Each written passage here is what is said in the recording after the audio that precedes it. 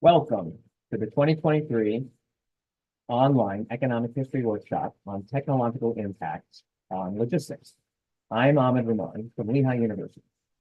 Today, Benjamin Bridgman from the Bureau of Economic Analysis is going to discuss about the delay in the impact of containers in lowering shipping prices after their initial introduction. After Ben speaks, Aaron Honsiewicz from Bethany College is going to reflect shortly on the presentation. Finally, we'll finish the panel with Ben responding to the questions from Aaron and you, the audience. You can submit questions for consideration by posting them to Twitter with the hashtag OEHW2023 or by submitting them on YouTube.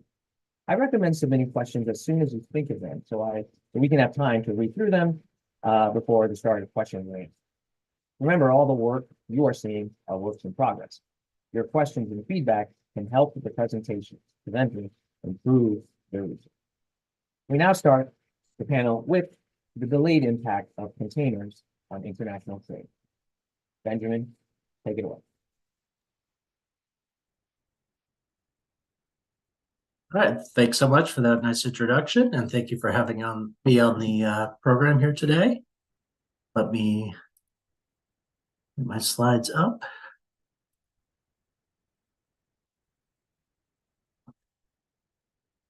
Okay, so the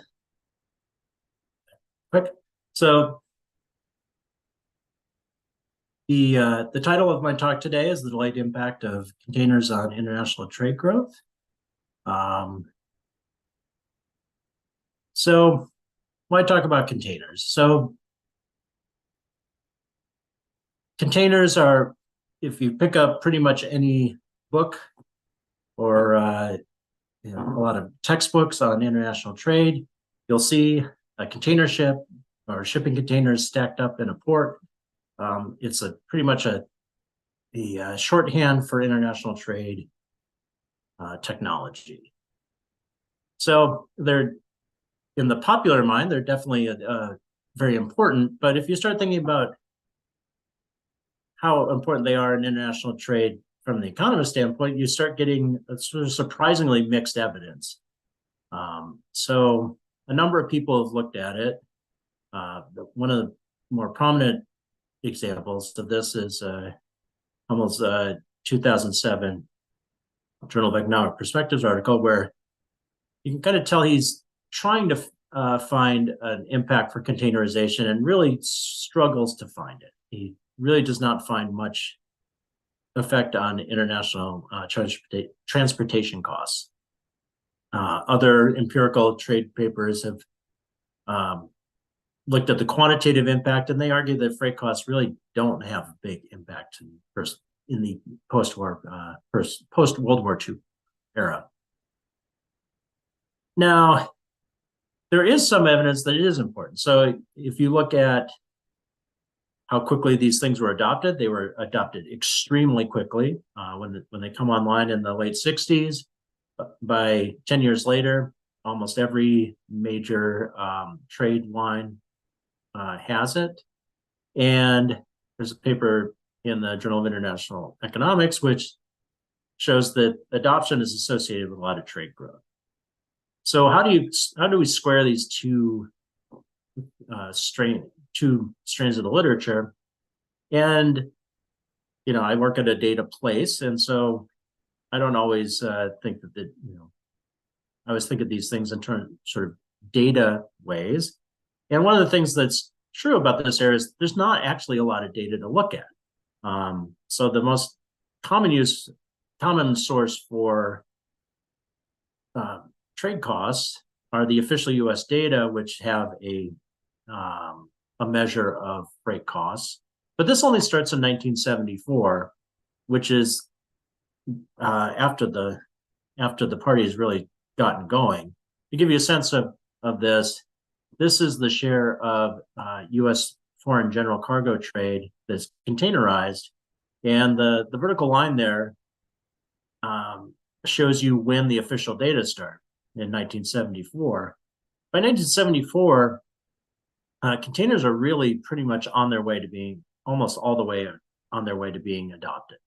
So you can see the best official data that we have really is kind of too late. And so we're really relying on, whatever we can find, which is surprisingly thin, especially since it wasn't really that long ago. So, the real question is, the question I want to answer here is, were containers important for reducing freight costs and increasing trade? And the real big contribution here is I collect some previously unused data from the first wave of containerization. And so there was a ongoing study that the Census Bureau and Tariff Commission did to look at U.S. freight factors from 1965 to 1973. This is exactly the time period that you would want to have data coverage for. And so the main finding of my paper is that containers did reduce freight costs, but it took some time, maybe about a decade. And this decade is important in resolving the conflicting evidence that I showed you before. And in the trade literature, it looks like the impact of trade costs has gone up over time. Once you take into account this delay, that you don't see big shifts in the trade elasticities anymore. And I provide an explanation for this delay. Now, given the focus of this workshop, I'm going to spend a lot of time on this last point. That's going to be a big part of my presentation today. Just to give you a preview of what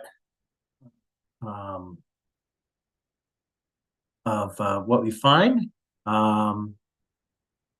So I find that U.S. aggregate freight factors do not fall until after this initial adoption period. And if you dig down into some of the disaggregated data, I show that this remains true if you just look at goods that are containerizable, so small manufactured goods in particular. So you don't see a decline in freight rates for the goods you would expect to be the most containerizable. And again, this delayed effect helps resolve some puzzles in trade expansion. Basically, the idea here is export share increases by similar amounts in the late 60s and the 1980s. So this is centered around the Kennedy round of GATT and the Tokyo round of GATT. What happens in the Tokyo round in the late 60s is there's a big decline in tariffs on manufactured goods. Those are the goods that are the most containerizable. And the Tokyo round does not, the tariff cuts in that round are not nearly as big, but you see a similar amount. So if you start adding in the freight Freight falls a lot in the 1980s, not in the 1960s. And so you put that all together and it starts to look a lot, all those pieces start to fit a lot better. Again, in today's talk, we're going to emphasize where is this delay coming from? And I argue that a significant portion of the gains were initially captured by port labor. In particular, it's difficult for there to be entry and competition in the port industry, and you had strong unions. And the longshoremen, the people who worked in the ports, were given a lot of non-wage benefits to compensate an anticipated loss of work. And as a result, this delays the impact of containers on labor costs for about a day. So I'm going to focus on a couple of points within the paper, given the time frame and the focus of this workshop. So I'll talk about the basic. I'll give you the basic contours of the aggregate freight data, and then we'll go to talk about the delays in the port labor cost declines. All right. So let me just start off by describing this data source. Starting in the mid-60s, the Census Bureau, working with the Tariff Commission, started collecting freight factors on U.S. imports. And the reason they were doing this is that the way that tariffs are done in most countries is it's based on the value of the import after all the freight has been charged. This was not the way that this was done in the United States. So as part of the GATT, they wanted to be able to compare like with like tariff rates. So we needed, we in the United States needed to come up with a CIF. That's the value with all the freight included, what the tariffs were on that basis. And this study was reported as a series of special articles in the Census Bureau's official trade release. So this is exactly the data you would want. It's a representative sample of all U.S. imports, and it covers exactly the time that you would want it to cover. So you have an indication. I showed you that picture before where essentially before 1968, there was very little use of containers in international trade. That Bernhofen paper I discussed earlier, they used 1966 as the adoption year for containers in international trade in the United States. So we're really getting the before and during adoption period with these data. And just to give you the equation at the bottom is exactly how I measure the freight factor. So it's the cost of imports with all the freight included and the cost of imports without it, that ratio. All right, so here's what those data look like. So it starts in 1965.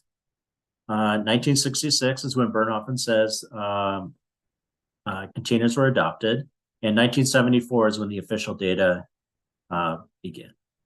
So you can see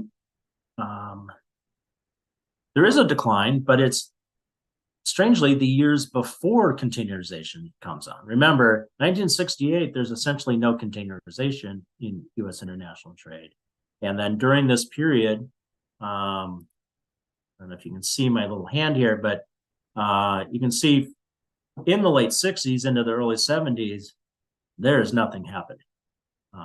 So this is not the picture you might expect, given what the containers being very important for international trade. It is a little surprising. So what seems to be what's going on? Okay, so the first thing is, what's this big decline before containers? Well, that's concentrated in these non-containerized goods. So in particular, bulk handling. And so there is another technological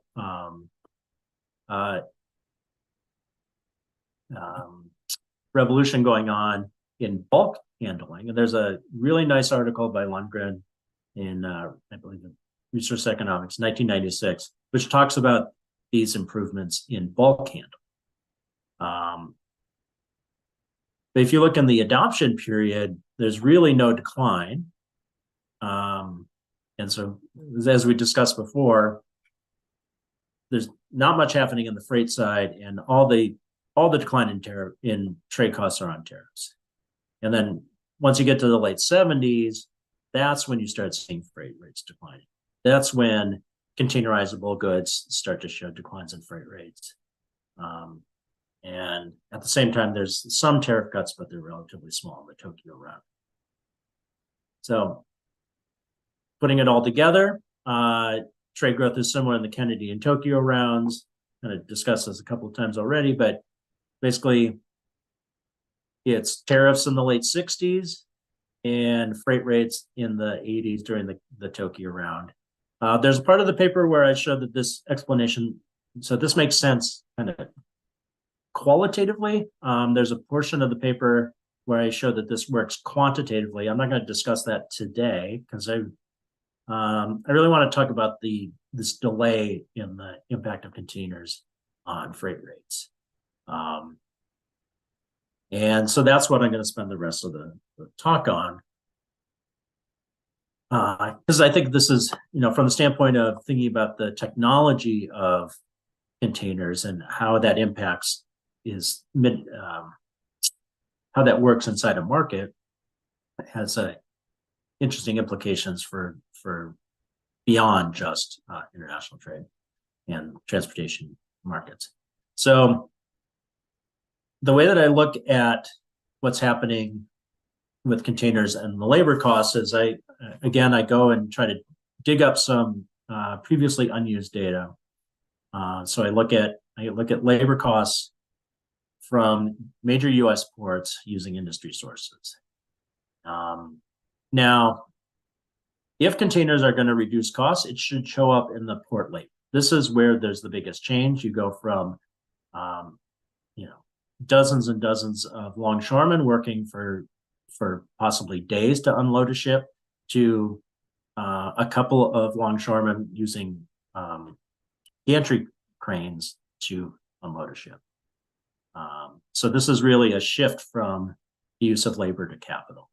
So you'd expect that the other costs, such as the ships themselves, the cranes, building out more land to store the containers, all these things might have increased costs.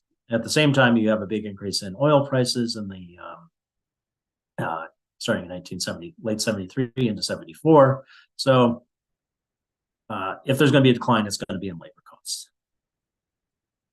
And I'm going to show that a significant portion of these gains were initially captured by labor, particularly the longshoremen. So the longshoremen were given non-wage benefits to compensate their loss of work. And so the overall labor costs was flat during this period. So what are the sources here? So each coast in the United States, the longshoremen, these are the guys who work in the port, are represented by a single union, and they negotiate a unified contract. So I can get data from the employer organizations that negotiate those contracts and manage those benefits. And so this gives us really a lot of the information we want to get.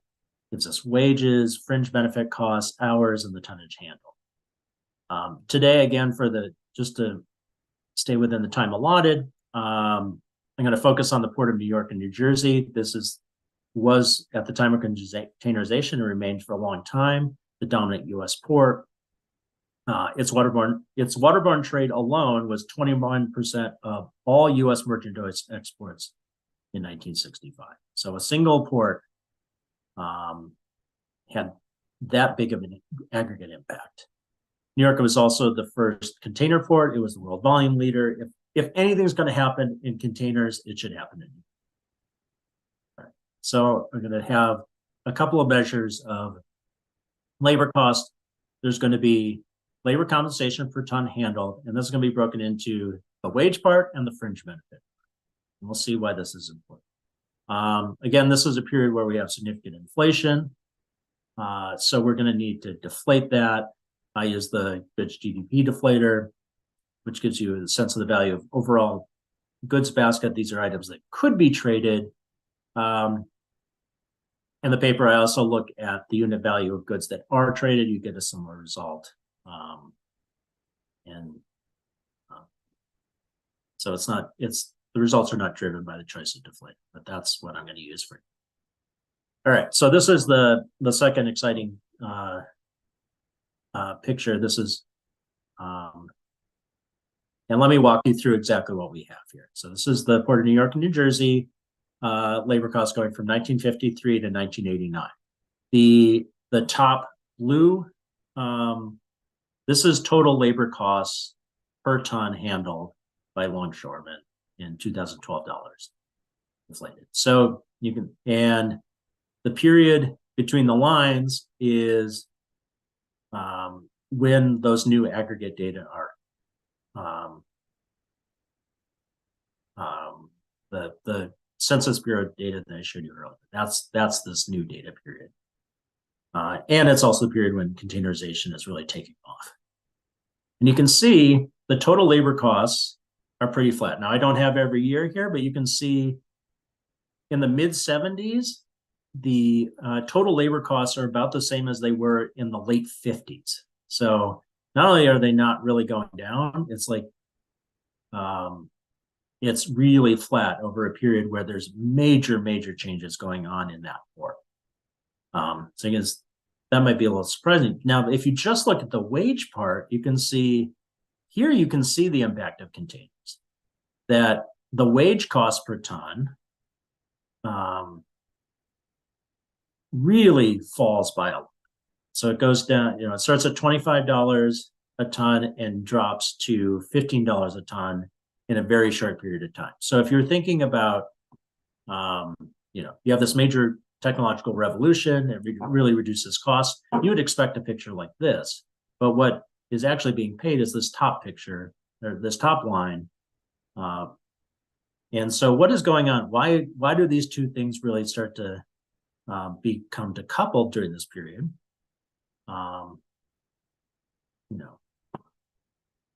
Let me, sorry, I'm getting a little ahead of myself. Let me just, okay, so total cost falls about 11%, which isn't that big. Now you want to get some sense of, okay, so is this because productivity didn't go up? No, productivity went up a ton during this period. So it doubles between 1966 and 1975. So to give you I make a little baby model to give us some sense. So if there was completely competitive markets, what would the unit cost, what would we expect to happen to costs?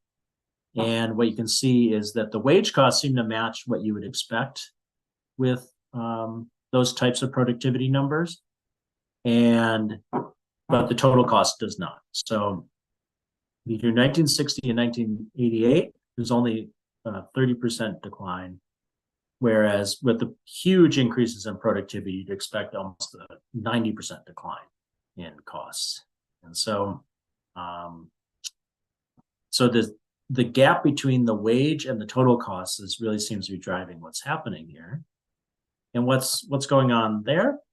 Well, the longshoremen capture a lot of these gains through increasing their fringe benefits. Basically, seeing the possibility of losing a bunch of work, the unions and the employers came up with a deal where with longshoremen who are working at the time of the contract were given high fringe benefits to compensate for the loss of work. And the big centerpiece of this is a fund called the Guaranteed Annual Income. And if you were one of the incumbent longshoremen, if you did not get enough time to work, you would be given money and compensation. And so this became quantitatively very important. By 1983, the Port of New York and New Jersey is paying 50 cents for people who are not working for every wage dollar. So this became very, very expensive. And then it was sunset beginning with the 1986 contract, and it was basically by 1999, this transition has fully occurred. They reopened hiring, and so that's when the container revolution is fully implemented in the Port of New York. So again, trying to stay on time here. I find that containers did matter for international trade eventually, but it was delayed by these compensation deals to affected workers. Now, history is interesting in and of itself, I think, but a lot of economic history is kind of driven by thoughts of current controversies. And so automation continues to be a very significant issue in economics generally, and in particular in shipping. So there are other technologies out there that have caused friction in this industry. So there was a lockout in 2002 because over the use of little tags on the containers, radio frequency identification containers, tags that, so instead of a human being keeping track of where all these containers were, that it would be read automatically. And again, this was resolved by a 60% increase in pensions and job protection. So this is a mechanism that's been used again in the West Coast ports. And there are, computerization. You can imagine that artificial intelligence might be getting involved here to help, route freight and keep track of it.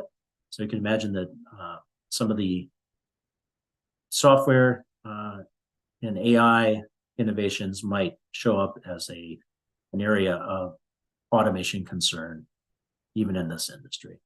So I will hand back the floor to Amin. Yeah, thank you, Ben. Very interesting talk. We will now transition over to Aaron, who will provide some discussion. I'll remind everybody that if you want to provide feedback, please, you can put your comments in Twitter at hashtag OEHW2023. Aaron, you're up. Thank you. Thank you. Thank you for the wonderful paper. And personally, these stories about technological change, it's not a surprise that there could be a lag. And the container is a big technological change, right? We're no longer packing these goods individually by ship. You're able to have a giant box that has a lot of benefits to it beyond just the speed of loading. And we've seen in other big general use technologies like electricity, like the steam engine, like computers, that there has been a lag between the introduction of the technology and the economic impacts that we are so excited about when we first think of that technology. Now, some of that might be we're not necessarily observing all the benefits. So something that I'm not fully understanding about the measurement of the freight benefits, and maybe this where I'm misreading, is that one of the benefits of this technology is in the loss of goods. So I'm very curious to know, does the measurement of these freight benefits currently include the cost of insurance? An old story that you can get from stuff like the box is that one of the fringe benefits of being a longshoreman before there were these lovely containers was that maybe cargo would disappear a little bit. Oh, that looks like a really nice bottle of whiskey. I don't think I'll miss one or two of them. The containers really challenged that mentality because a lot of these containers, they're locked and sealed. If you're going to take some of the container, you have to break that seal in a way that was harder to hide than historically with traditional loading by longshoremen prior to that point. So one of those ways where we might actually be seeing a reduction in these trade costs as a quality improvement is in loss of goods. The other thing I'm really curious about, you're already using this measurement of what goods are appropriate for containerization. And whenever a new technology comes on hand, the first users are going to be the most highly valued users. Now, you focus on just in time as one of those options, but it's not the only option. I'm very curious to know, are there handling issues within containers that lead to less product damage, for example? So that means that businesses that really benefit more, even though they might be paying a higher price for it, it's really allowing them to engage in new economic activities that weren't possible without that technological change. Now, some of these things can be really hard to observe. Claudia Steinwender does a lot of research on the impact of the telegraph. And if you just look at the prices of sending messages across seas, it really doesn't capture the business because it's not showing the additional economic activity it generates. And so she has a wonderful paper called The Real Effects of Information, where she doesn't just look at the cost of messaging, she looks at the use of that messaging and how it changes production processes. In her case, she's able to show that it changes the way we coordinate the transportation of cotton in a very meaningful way so that we're more efficiently moving cotton from the producers of cotton, mainly the United States, to the users of cotton, mainly the United Kingdom. And that's just not something that shows up by just looking at the prices of the product and the frequency of its use. But to do something like that, you have to have some sort of measurement of what is the before and after activity. Again, it may not necessarily be clear by just looking at the prices, because the prices do not represent the full producer and consumer surplus on either end. It is where the equilibrium is at, and equilibrium does not necessarily mean that you're seeing the full benefits from that trade. And that's something where it gets harder, because very clearly, and you do a very good job, you can demonstrate once those deals are worked out with the labor, there is a tremendous reduction in the cost of shipping as a general measurement of shipping costs. And that does open this technology up to a lot of maybe lower value users who are meaningful. But whenever any new technology gets introduced, where it's at the consumer level or at the production level, the very first people who are going to use it are the most valuable users. Just who are those people? And that can be hard, right? We're dealing with prices. And the challenge with prices is that, as Hayek would tell us, it gives the information to people who value it the most, which sadly for us is not us. Sadly for us, it's the people who actually paid for those early use of containers. And we don't necessarily know why they value those containers more than other folks. Why were you the early adopter of a container? And tackling that question may really help out, because you have this issues with the getting people to sign on. There might be some opportunity and variability if all of these issues were not resolved at the same time. And you might have certain trade pairings where things are taking place that are not occurring elsewhere. You also, if you have a good history on where the very first lines are running, you might also have a chance to see if you're seeing the export of new product items in the code that weren't taken before. That could be a sign of products that might not even have been shippable before because of issues, whether it was because of theft or damage. And I know you have that, but in transportation, damage that they do. You can watch videos on YouTube about all the work that goes in shipping a giant roll of paper. And based on the transportation you use, it changes your expected loss of those giant rolls of paper for their use. It changes how you can secure them. Different methods require different types of security, which may be more or less expensive. These are major factors for people in the production side of things. And, if they're making videos celebrating and training on that in the 40s and the 30s and the 50s, I'm confident that when containers are coming on in the same time period, manufacturers are very concerned about how your shipping method does not just have the cost of what you pay for it, but the benefits of the damage, the insurance rates in that final product. And I really like to hear you more talk about that and how maybe you've already thought about that and I'm not grasping it. Or if that's something where we really need to explore more to see that larger impact. And again, this is not to neglect your big point. Like, it is a big deal that you have good evidence of dropping in shipping costs and resolving those labor disputes. I mean, that does, as you point out very well, dramatically lower shipping costs, which dramatically increases the, in a weird way, the amount of lower value users who can utilize this technology. And there is major economic value to that. So I'm not neglecting that having people of lower value production gain access is insignificant. It's not. It is a major significant outcome. But I do want more of those higher values, about those first adopters, to really better understand the benefits of containerization. I think that's a good place to leave you for now. And we can bring up some more issues as you start addressing some of them. Thank you, Aaron, for those comments. And so now we enter in the more interactive portion of our discussion. And so Ben, we might begin by Benjamin, if you want to discuss any of the things that Aaron has mentioned, more general equilibrium implications of the work, and then we can take it from there.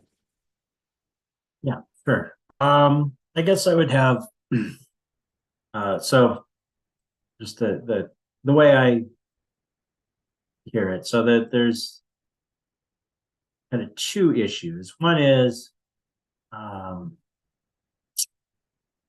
there are benefits beyond just, you know, instead of it taking 20 longshoremen to move a ton, it takes one. Something like that, whatever that number was at any given point. So there are other benefits, and are they captured in the measure that I have or not? Some are and some aren't. So so the CIF in the measure that I have, the I in that is insurance. So if containers were better about reducing pilferage or reducing damage, and that reduced the insurance cost of those things, then they are going to show up. So in the book, The Box, which really does a deep dive on this, this issue comes up quite a bit.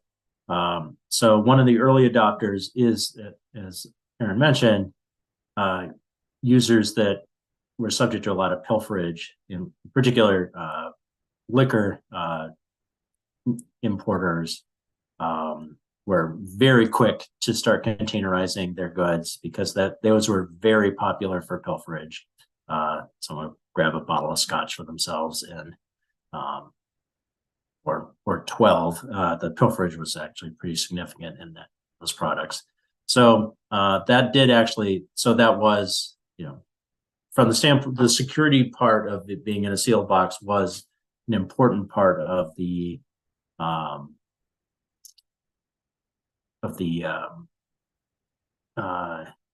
value to those users. You know, there are obviously a lot of benefits there that are. Could I follow up with a quick question? Sure. So, because it's a combination of all three, like the insurance rate could have dropped, right?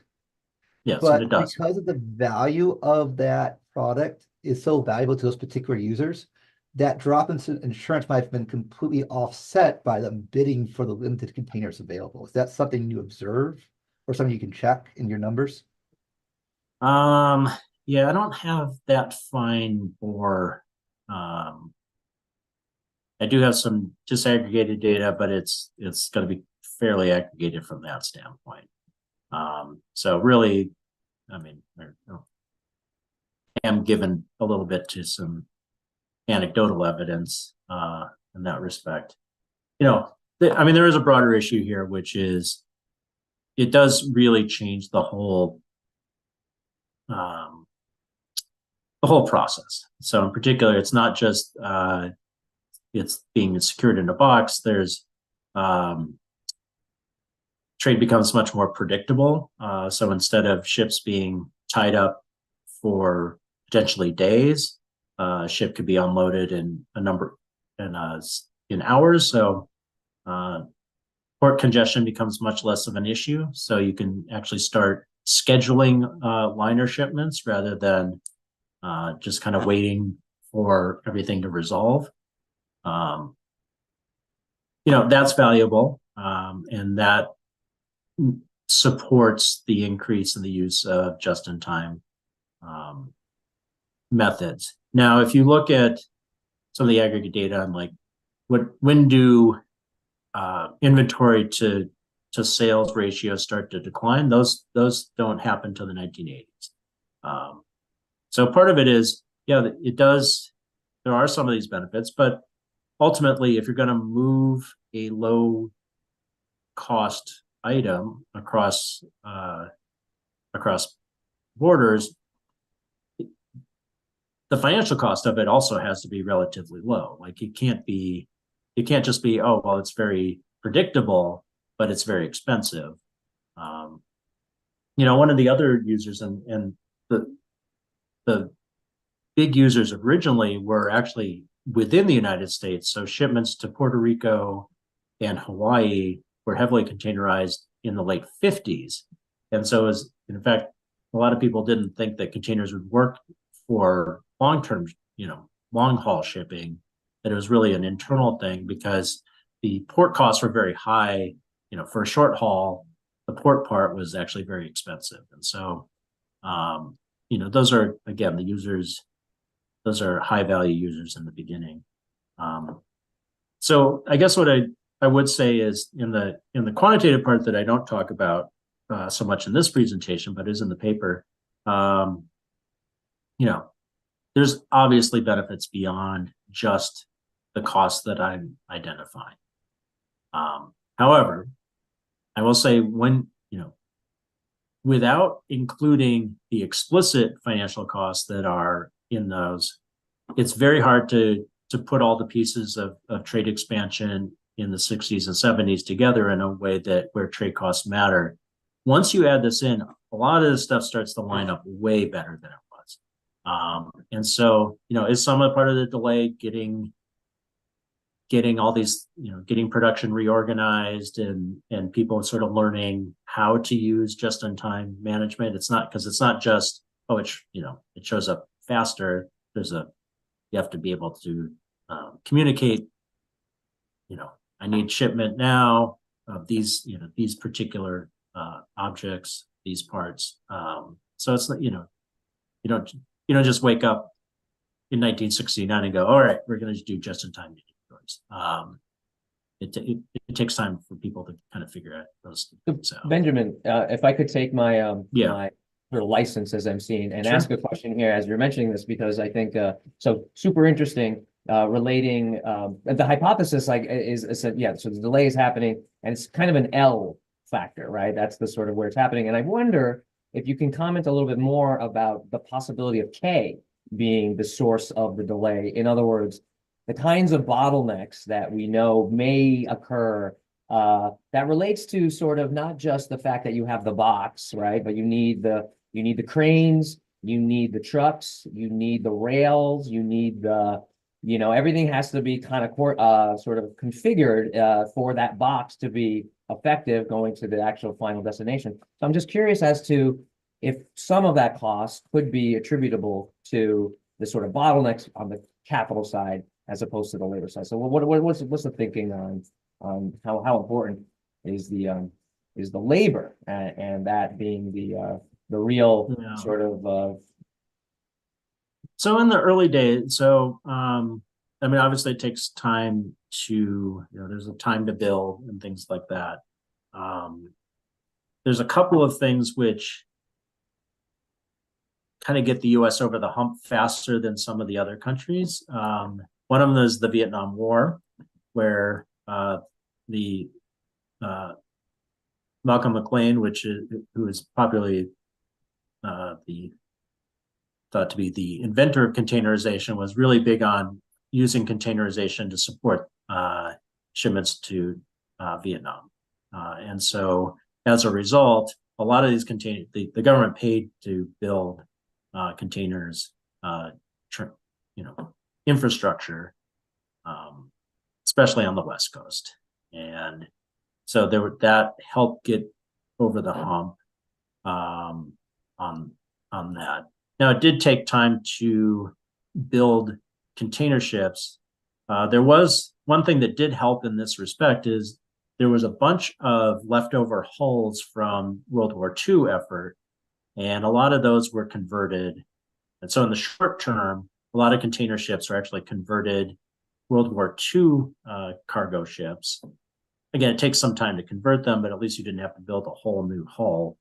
And those, because they were surplus to use at that period, at that time, they're relatively cheap to get put together. So I do think probably it did, the capital side probably was more expensive, and in particular, the ships you were using, you couldn't use anymore. They had to be at least partially converted, and in some cases, to really take advantage of containers, you want larger ships where you have lots and lots of containers on them. You can put more cargo on a cargo ship just because it's getting down in the hull becomes less of an issue with containers that specifically built container ships.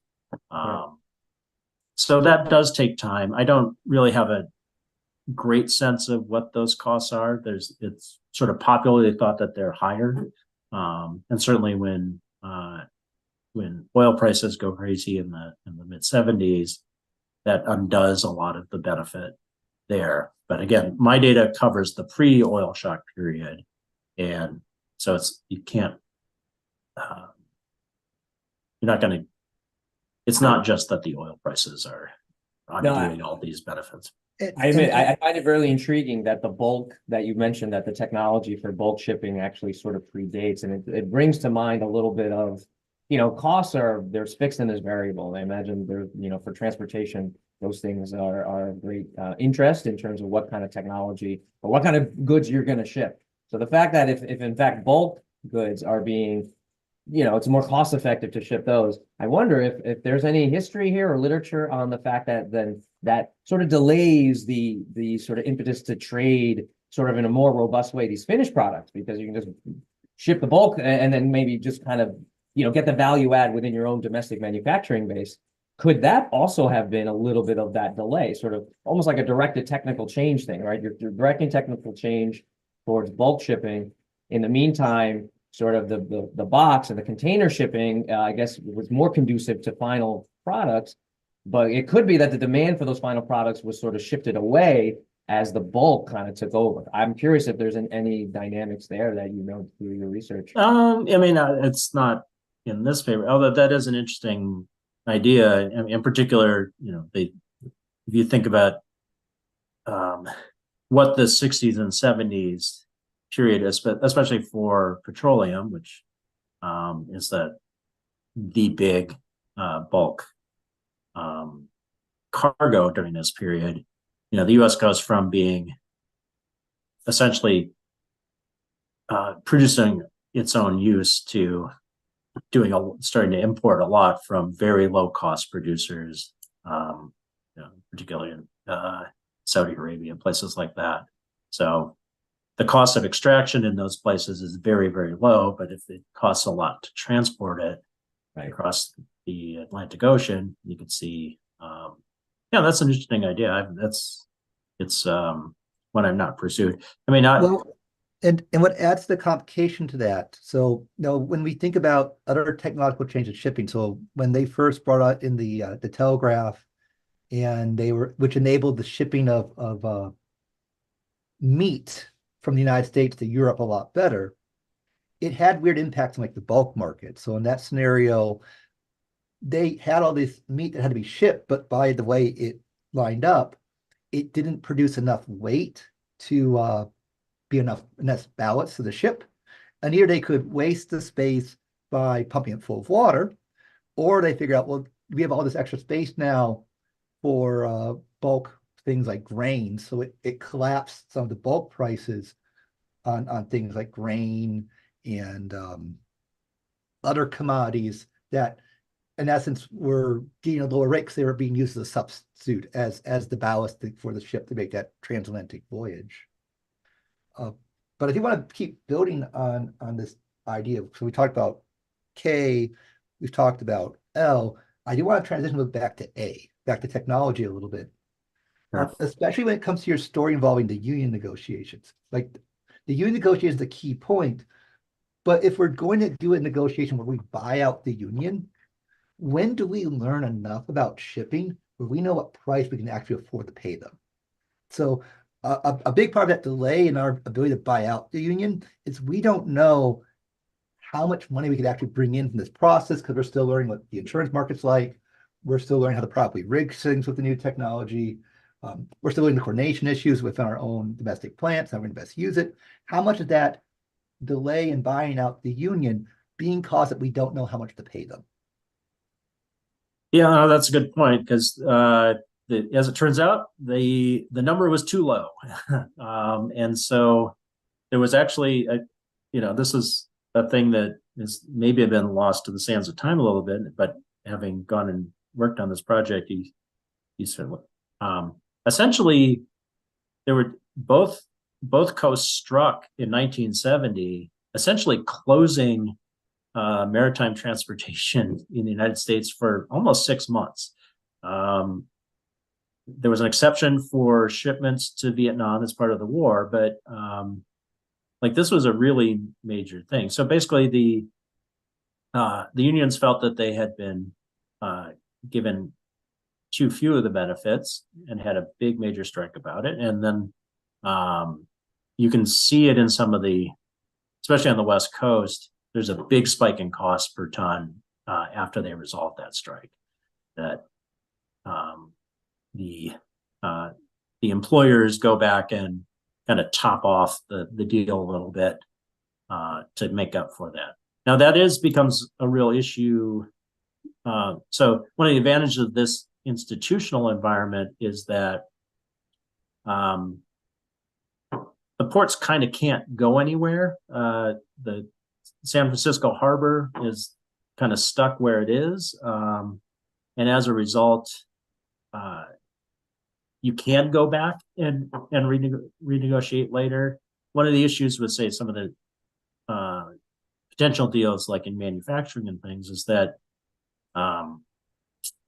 you may not have someone to negotiate with down the line. They may leave, things like that. They're much more mobile. And so if you don't write the right deal initially, you may never have a chance to write the deal again. And so that really is a part of this process that until you actually do the thing, you don't know how, there was a sense in the early 60s that containers were really just for domestic use, that they didn't make sense for international trade. It was too expensive to build a bunch of ships to go that distant, go those distance because the port costs were a relatively small part of the total cost there. And I think everyone was a little surprised at just how fast it took off, that it really got adopted very quickly. And so that's when you had to go do these renegotiations. So that's an important part of this puzzle. Well, thank you so much, Ben. I think, go ahead, Aaron. Oh, no, I will not get ready to MC. The MC's in charge. No. All right, well, thank you, Ben. Yeah, those very interesting work. I think, really underexplored, especially in the context of economic history, where many people, including myself, are very interested in transportation costs and transportation technologies and the dramatic evolution of these things and some of the surprising effects that we see from some of these intersections of technology, unions, and so on. So, well, thank you very much. On behalf of myself and the Online Economic History Workshop Conference organizers, I want to thank Ben for sharing your research with us. I want to thank Aaron for your thoughts and comments on the presenter's research. I would also like to thank the audience here for taking time to join us. Your questions help improve research and advance our understanding of the past. So to learn more about the papers in the other panels, or to sign up for email notifications on future online economic history workshops, please go to www.oehw.org. Thank you very much. And thanks for having me.